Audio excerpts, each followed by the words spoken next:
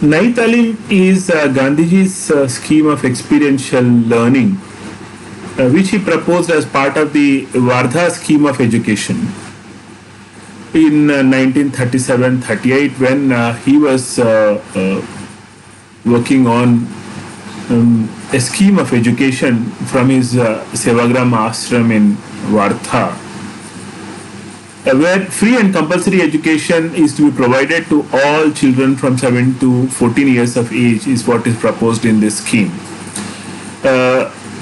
It is absolutely necessary to keep the child at school until he is 14 in order to ensure that he will receive the essential social and civil training.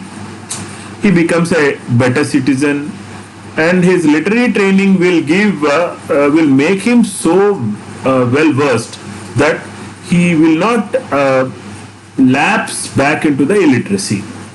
Next point in his Wardha scheme of education was that the medium of instruction will be in mother tongue of the child.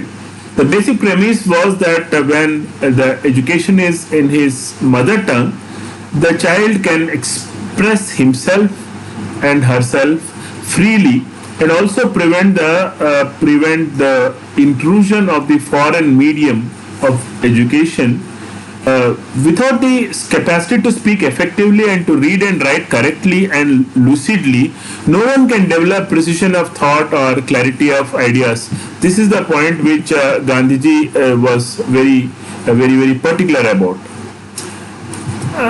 In Wardha scheme of education, the education process would revolve around some form of manual and through some craft or productive work.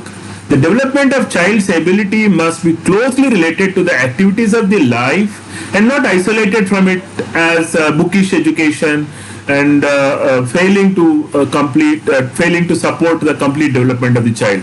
Some practical productive work by all children will tend to break down the existing barriers of prejudice between the manual and intellectual workers.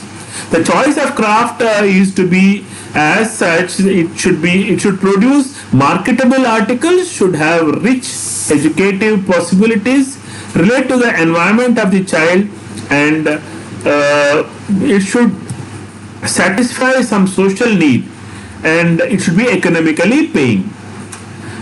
Education at this stage should be self-supporting in such a way that the state will be responsible for the purchase of articles produced at a fair price by the students in the process of education.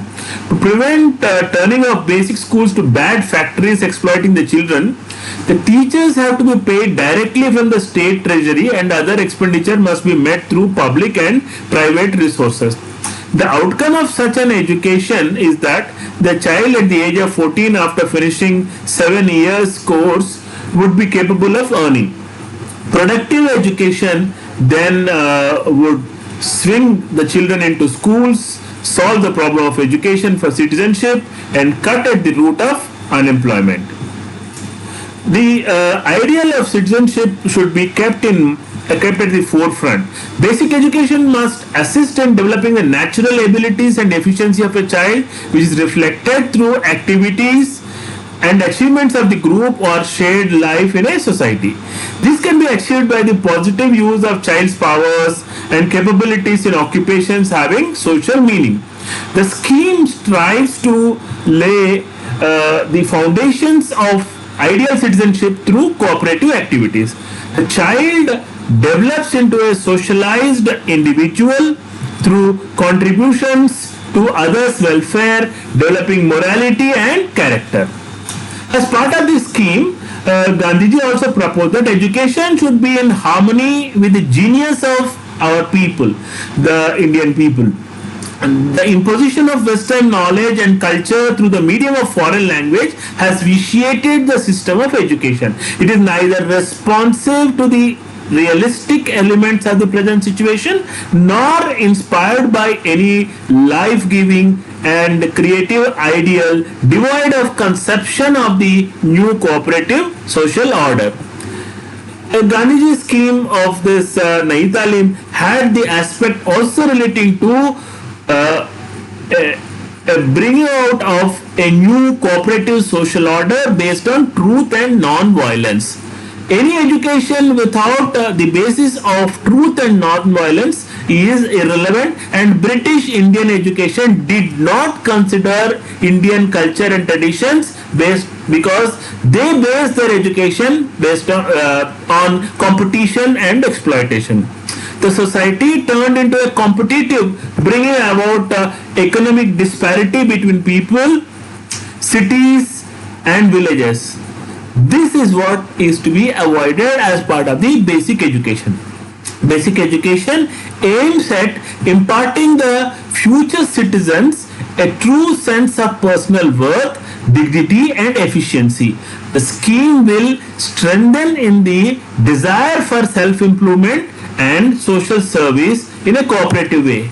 Real India is to be found in her villages, and any scheme of education should take into consideration the conditions prevailing there.